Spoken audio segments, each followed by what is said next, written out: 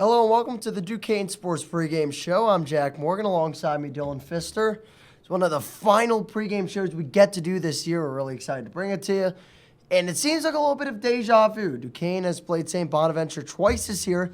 Played them 3 times last year. Fun fact, one of those times was in the A10 semifinals of the tournament. So a lot of familiarity between the Duquesne Dukes and the St. Bonaventure Bonnies. We're going to break it down for you in this second round matchup of the A10 tournament. So Duquesne heads into this one.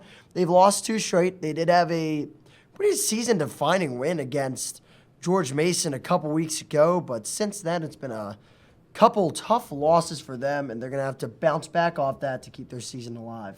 They have had a couple tough losses, Jack, and one of those came against the Bonnies. Last time out, these two sides, you mentioned this history. This is going to be the 3rd matchup on the season. But the Bonnies beat the Dukes at home in St. Bonaventure by 7. That was a rough loss for the Dukes, who had gone on a little bit of a hot streak. They were able to beat St. Bonaventure back at their place in Duquesne. Yeah, that first game was at home for the Dukes, 75-57 that time around. There's been shooting struggles for both sides in these games. It's going to be interesting to see how that all comes together in this one. It's certainly going to be interesting. Duquesne in their first game against St. Bonaventure shot the lights out. And in the second game, they sort of hit a slump. And St. Bonaventure took advantage of that. They had a hot first end to the first half. Duquesne clawed back, but eventually they were not able to, finish the job and tie the game. They had a few threes. I mean, we're alive for that one.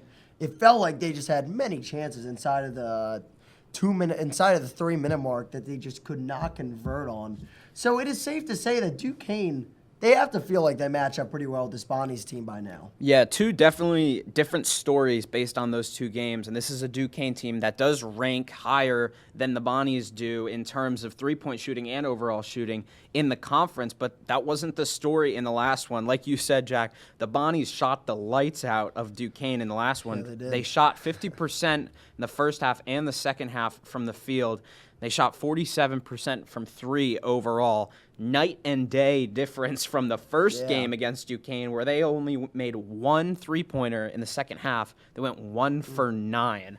So that's going to be a factor for sure in this one. A team like Duquesne, who's relied heavily on players like Cam Crawford, Trey Dinkins, to be able to hit those threes consistently throughout the game. And like we saw in that most recent matchup, Trey Dinkins kind of started to disappear towards the end of that game.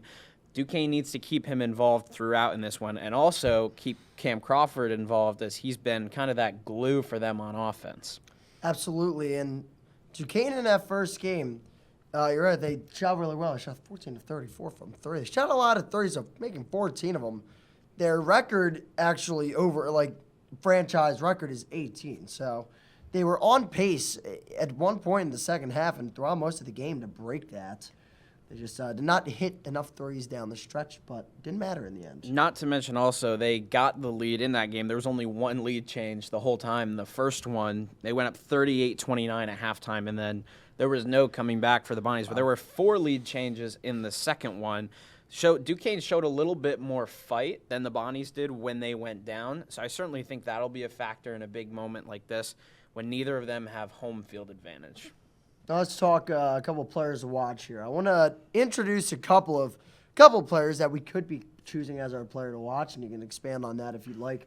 Melvin Council, obviously someone to watch out for. He played pretty well against the Dukes in the second game. The first game in specific was Noel Brown's time to shine. He had 19 points, and actually just came out a couple minutes ago. Melvin Council was named to the All-Atlantic 10-3 team, and it's worth mentioning there were no Duquesne Dukes on there. So Melvin Council obviously was voted now one of the top 15 players in the league.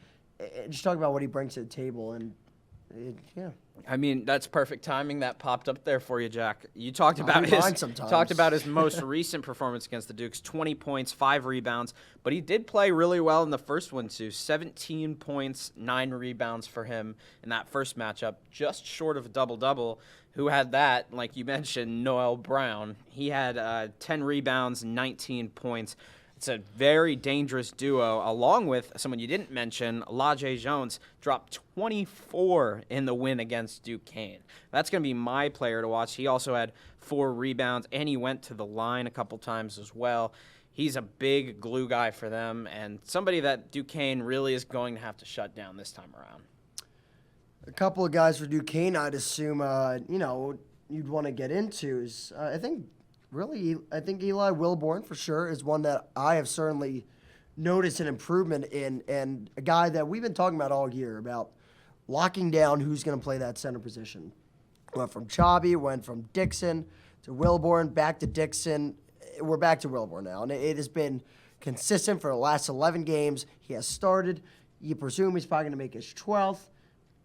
Eli Wilborn, he's had a pretty good run of games so far, hasn't he? He has. I really like that pick, Jack, because Wilborn, in the short time off the bench that he's played against the Bonnies, he's played very well, and that's carried throughout the end of the season entirely. He's played well in almost every game off the bench, but he specifically against St. Bonaventure, he's had 9 rebounds combined in the 2 games, and he also, I believe, he put up 8 points in the most recent one. It's big for him. Hopefully for the Dukes, he'll get a bunch of minutes in this one as a big man down low. I'm going to be looking at Maximus Edwards. I do think Trey Dinkins is very important for this one. I think it's important he has 20 points for the Dukes to win. But I did say that last time against the Bonnie, so I'm going to switch it up here and go with Maximus Edwards. 17 points the first time around. He had 6 but 10 rebounds in the second one. He's really turned it on in consistency at this part of the season. He started to hit more shots than anyone on this team. He's been a reliable force on offense. Needs to have another big game for the Dukes to pull out a win against St. Bonaventure. Now, I think one player, I don't know if you mentioned Lajay Jones. But I did mention the 24 points. In specific, I will say that he is my player to watch for St. Bonaventure before we circle on to game picks and just kind of looking at bracket. But he put up 14 after that Duquesne game against St. Joe's in a loss. Put up 15 points in a win against UMass. And he's been kind of hitting his stride, and then up until, I guess, it's worth mentioning, he shot 14% in the game against Davidson last week. I think it's important for him to bounce back from that. He has proven in the last handful of games that he can be that guy to kind of grab the offense in figuratively for this St. Bonaventure team, and I think he might do that this time around. If you look at the bracket now, and it really isn't a amazing draw for either St. Bonaventure or Duquesne. They have to play, whoever wins this one has to play the number 1 team, VCU, after this game. I mean, not exactly ideal, but, I mean, when you look around the brackets, I mean, what are your kind of thoughts on how it all played out? And do you think either of these teams have a solid chance of beating VCU? I mean, I know it's obviously not a great chance. I mean, VCU's a great team, so they're going to be underdogs, but can you see any upsets playing out there? Obviously, all Duquesne fans would love to think back immediately to that win against VCU that sent them to the tournament last season. It's a very different VCU team. They are a lot better, and they've got some stars returning that have just really turned it up this year. I don't think St. Bonaventure would really have a chance just matchup-wise, but based on Duquesne's defense, I could see maybe room for an upset, but that certainly would not be my pick. VCU is really strong this year. You could point to Duquesne's performance against George Mason and say, okay, well, they're up there still competing with the best of them. But we also saw VCU kind of put the brakes on George Mason a couple weeks ago. Yeah. I think VCU really is that team in this tournament. They're my pick to win it. I don't see an upset coming. I got to agree there. And to be honest, I think the reason why Duquesne got lucky that Max Scholga didn't play last year in that championship game. Max Scholga, who I'm almost sure, I was almost certain now, I'm very certain. He was on the All-Atlantic 10 first team, much deserved, by the way. There's no controversy there. That is a guy who should be on the first team, in my opinion. But he wasn't playing in that championship game. So, I mean, with how close that game was, it's certainly worth mentioning. And Duquesne did play VCU last week, and they had it cut to 4 would have cut to 3 with Edwards' free throw after the and 1 3. Did not hit that. But Duquesne ended up falling in that one. However, still a lot of work to be done. We got to get to our game picks for this one. St. Bonaventure versus Duquesne for the third time. It's the third time we're doing this. Dylan's looking for a way to go out on a high note. He can't quite catch me.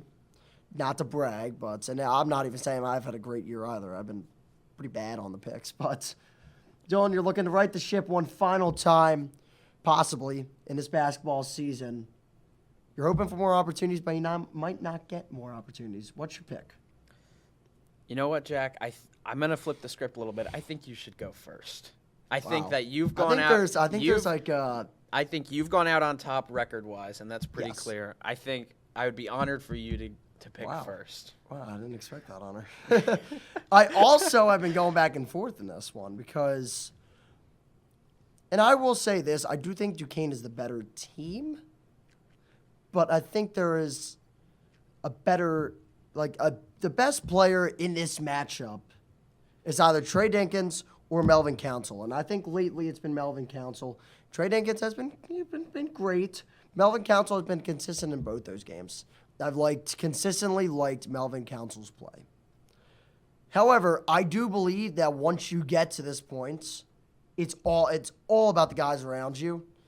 And I just feel like once you get outside that Noah Brown, Melvin Council, Chance Moore, and not Noel Brown, and Lajay Jones quad, it doesn't feel like they have as much depth as Duquesne does. And with that being said, I'm going to take Duquesne in a close one. I think the Dukes are going to make all of our heart stop watching a game at 11.